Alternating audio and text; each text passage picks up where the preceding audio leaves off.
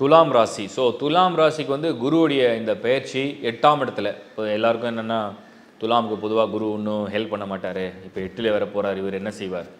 துலாமுக்கும் குருவுக்கும் வந்து ஒரு யோகம் அப்படின்னு நம்ம கனெக்ட் பண்ணி பார்த்தோம்னா ஆக்சுவலாக குரு மறையிற ஸ்தானம் தான் இன்னும் நல்லது.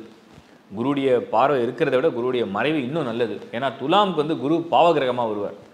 அப்போ ராசி துலாமாக இருந்தாலும் லக்னம் துலாமாக இருந்தாலுமே குரு பாவகிரகமாக இருக்கிறதுனால அவர் எப்பெல்லாம் 12ஆம் இடத்துல 6ஆம் இடத்துல இல்லை 8ஆம் இடத்துல மறையிறாரோ அப்போ தான் தீய பலன்களை வந்து குறைத்து நல்ல பலன்கள் தானாகவே அதிகரிக்கும். அப்போ அந்த வகையில் இந்த 8ஆம் இடத்து குரு பகை, நோய்கள், கடன்கள், பிரச்சனைகள் இதெல்லாம் விலகும் நேரம் அப்படிங்கிறத நம்ம ஒரு விஷயமா எடுத்துருவோம்.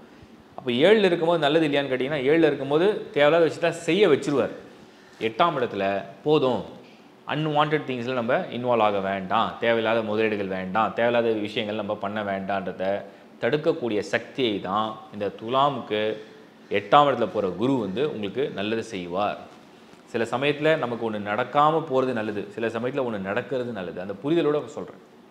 ஸோ துலாமுக்கு இந்த 8ஆம் இடத்து குரு ஒரு மனிதனை பெரிய அதை செய்கிறோம் இதை செய்கிறோம் அப்படிலாம் இல்லைனா கூட ரைட் நிம்மதியாக இருக்கலாம் அப்படிங்கிற பிளானை கொடுக்குறது.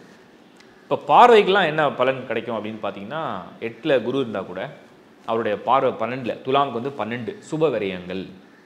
அப்போ விரயங்கள் செய்கிறாரு, ஆனால் அந்த விரயங்கள் வந்து நல்ல நல்ல செலவுகள், சுபமான செலவுகள், சுபமான விரயங்கள், அந்த மாதிரியான நல்ல செலவுகளை கொடுக்கக்கூடிய ஒரு குரு.